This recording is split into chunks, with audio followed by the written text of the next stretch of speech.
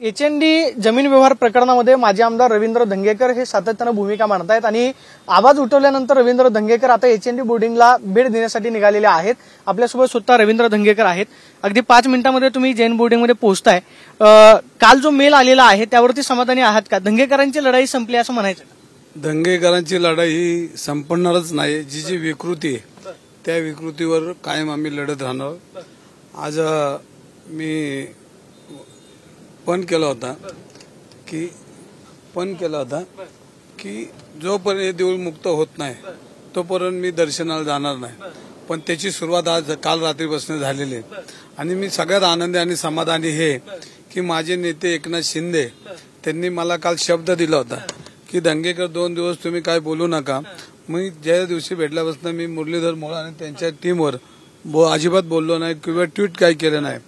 माझी सगळं ट्विटची सगळी यंत्रणा माझी रेडी आहे। पण शिंदे साहेबांचा आदर ठेवून आणि त्यांनी मला शब्द दिला होता माऊलींच्या मंदिरामध्ये संत ज्ञानेश्वर महाराजांच्या मंदिरामध्ये की 2 दिवसामध्ये मी तोडगा काढेन।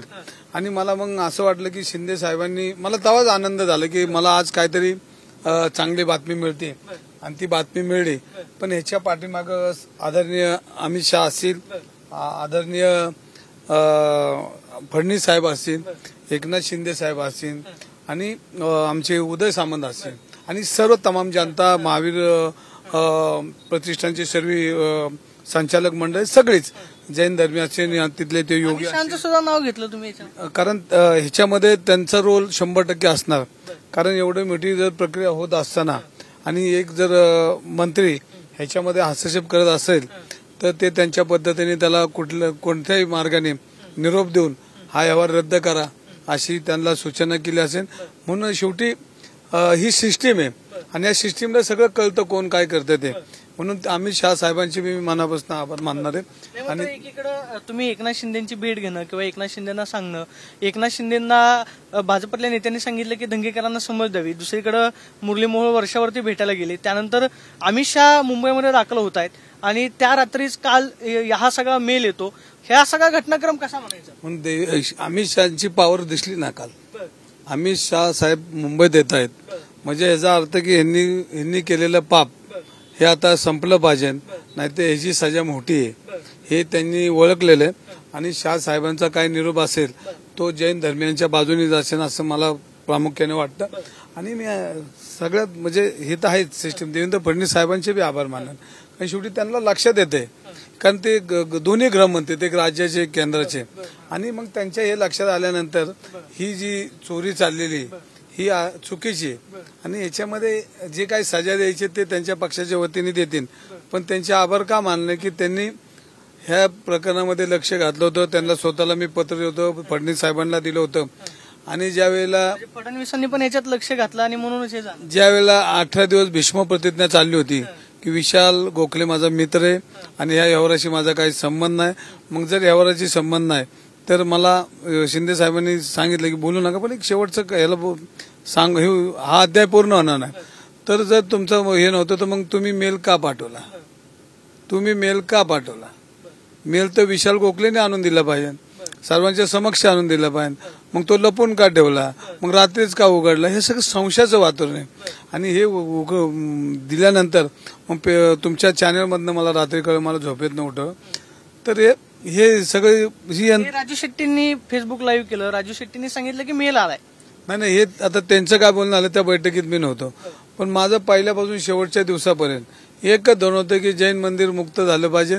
त्याला जे घाण ठेवल्याची प्रक्रिया आहे ही बोगस प्रक्रिया, ही सरकारी प्रशासन सगळं ताब्यात घेऊन चुकीच्या पद्धतीने हे सगळं हे प्रकरण केलं होतं आणि हे प्रकरण केल्यामुळं जी सजा जी भोगायला लागणार आहे ती सजा न भोगता आपण हे मंदिर देणं हेच उत्तम ठरणार आहे। त्याच्यामध्ये मी खरंच परत एकदा सांगतो की आमचे एकनाथ शिंदे साहेब आहेत, आमचे उदय सामंत साहेब आहेत, आमचे देवेंद्र फडणवीस साहेब आहेत, आमचे अमित शाह साहेब आहेत, यांचं मनापासून आभार मानून की महायुतीचे नेते म्हणून तुम्ही मग मुरली मोहोळांना भेटायला जाणार का?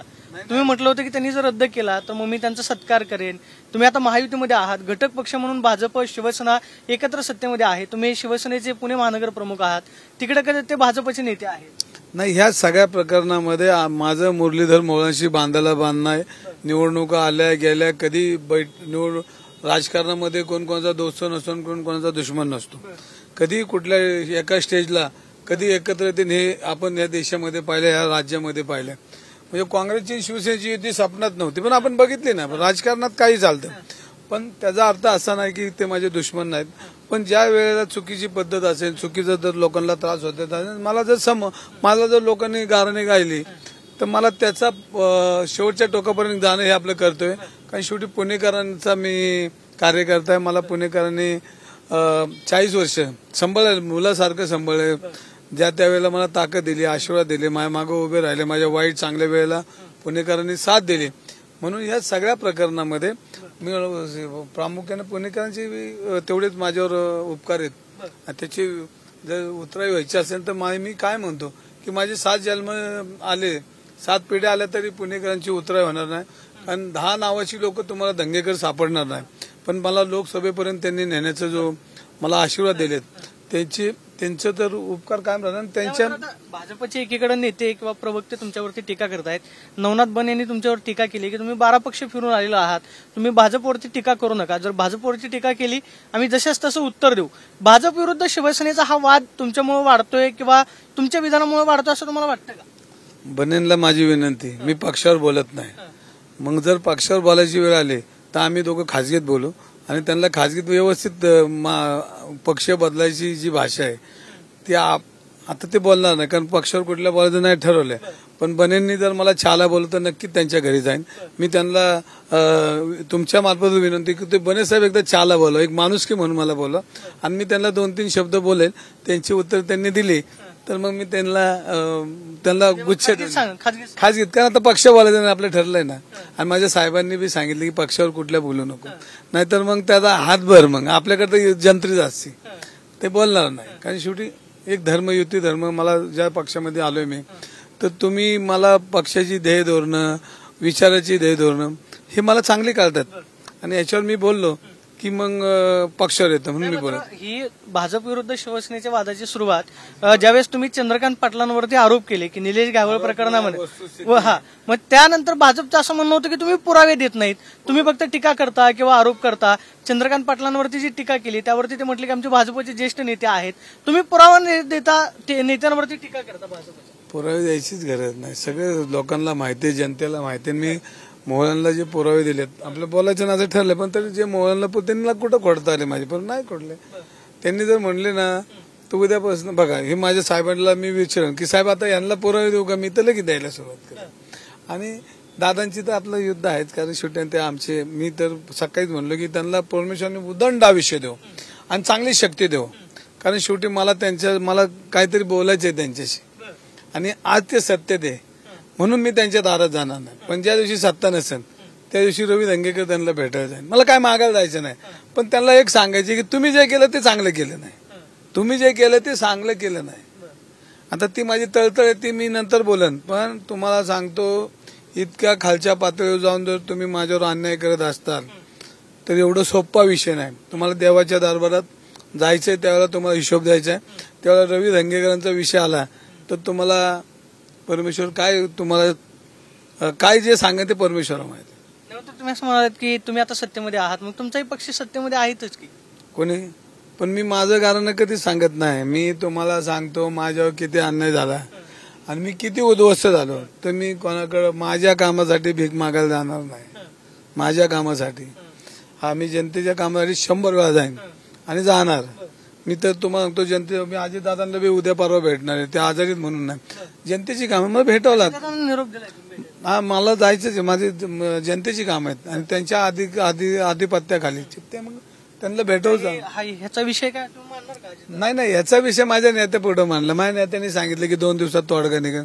नातांचा नात एकनाथ, त्यांचा शब्द फायनल झाला आणि त्याच्यामुळे आता ते झालंय. म्हणजे काल तर मेलच गेला. म्हणजे त्यांनी दिला शब्द मला की म्हणले 2 दिवस थांब, सगळं मी करतो, तोडगा काढून देतो. आणि शेवटी त्यांचा शब्द अंतिम शब्द असा मी समजू शकतो. आणि मी त्याच्याबरोबर अमित शाह साहेब असतील, देवेंद्र फडणवीस साहेब असतील आणि ह्याच्यामध्ये सगळ्यांनी हाती पर हाती जे स्वाभिमानी कार्यकर्ते भाजपचे त्यांचाही मी आभार मानून. कारण शेवटी हा रवी दंगेकरचा प्रश्नच नव्हता. हा एका बोर्डिंगचा प्रश्न होता, एका मंदिराचा प्रश्न. रवींद्र धंगेकरांची मग भाजपच्या नेत्यांसोबतची जी लढाई आहे ती संपली असं म्हणायचं का? भाजपाची नाही, विकृतांची लढाई. तर ते मग सत्तेमध्ये आहेत ना, ज्यांच्या विरोधात तुम्ही बोलतात ते त्या पक्षामध्ये आहेत, मग इनडायरेक्टली प्रत्यक्षरित्या भाजप विरुद्ध शिवसेनेचा वाद वाढतोय. बघा, कुणी पक्षावर घ्यायचं आणि कुणी व्यक्तिगत घ्यायचं हा ज्याचा त्याचा विषय. मी काय सांगतो, जनतेचा प्रश्न. रवी धंगेकरचं कुठं सांगायला गेले मी? अरे माझी तर लढाई आहे ती ठरलेलीच आहे. तुम्ही माझ्या बॉम्ब टाकताय, मी घेतोय. आता काल मौला कंपनीची फौज आली होती वक्ष जागा वाचवायला, मौला कंपनी आली ती सगळी. मग मला प्रश्न पडतो की मुस्लिम समाज हा माझ्या जवळचा आहे, माझे कार्यकर्ते आहेत. मी कधी आयुष्यामध्ये कोणाचा फुकटचा रुपया घेतला नाही. मला असं वाटलं तर मी सगळी प्रॉपर्टी सोडून देईन, पण त्याच्यामध्ये त्या माझ्याबरोबर असणाऱ्या 4 कुटुंबावर ज्यांनी अन्याय केला त्या अन्यायाचा हिशोब मी दादांना विचारणार आहे. म्हणजे मी आजही बरंच विचारणार आहे. पण मला दुःख नाही, पण तुम्ही गोरगरीब जे उभा राहतात, जे छोटी पोटासाठी त्या कंपनीत काम करतात, त्यांची आज घरं उद्ध्वस्त होताना दिसतात, त्यांची मुलं बाळं रस्त्यावर येतील. इतकं प्रचंड तुम्ही पाप करता. हे पाप तुम्हाला फेडावं लागणार आहे. आणि माझ्यावर केलं तर मी तयार आहे. मी हातगाडी ओढून जगल. मला किती उद्ध्वस्त केलं तर माझ्या मानगडात ताकद आहे. पण तुमच्या दारात मी येणार नाही, तुमच्या सत्तेला भी घालणार नाही. तुम्ही सत्तेचा माज करत असेल तर ही जनता तुमचं एक दिवस घरी बसेल ना दादा, मी जाईन ना विचारायला. आणि तेव्हा पण विचारणार त्याशिवाय मला कावळा शिवणार नाही ना. मी मेल्यानंतर लोक कावळा जर शिवला नाही तर मला असं वाटतं की मी चंद्रकांत दादांना भेटलो नाही. त्यांना भेटणार ना, माझा जाब विचारणार ना, तो अधिकार मला. पण आता सत्तेत जाणार नाही. लोक म्हणतील सत्ता होता म्हणून रडायला गेला आणि वाकायला गेला.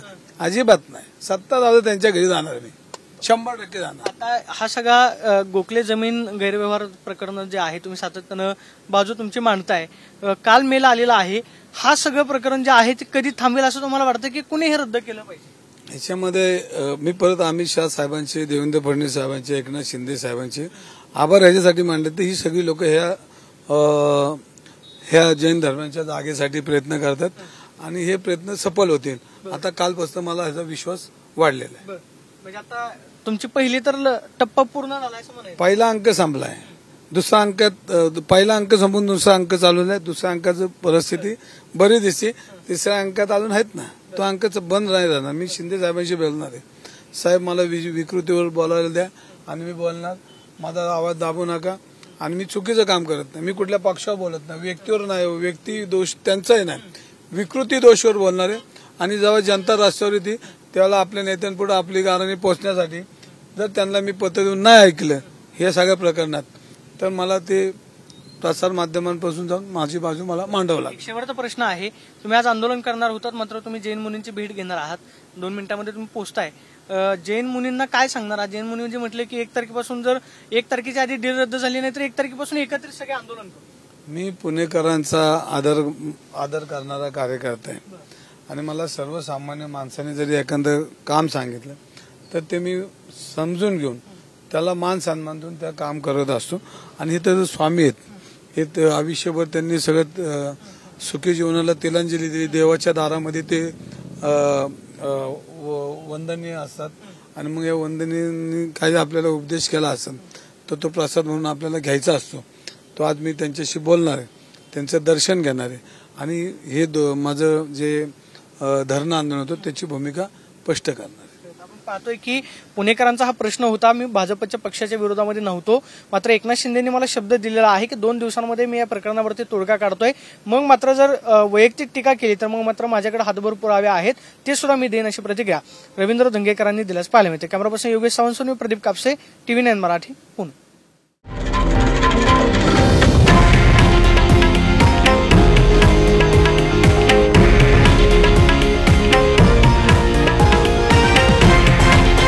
हे आहे देशातील नंबर 1 न्यूज नेटवर्क आणि आपण पाहत आहात TV9 मराठी, एकमेव.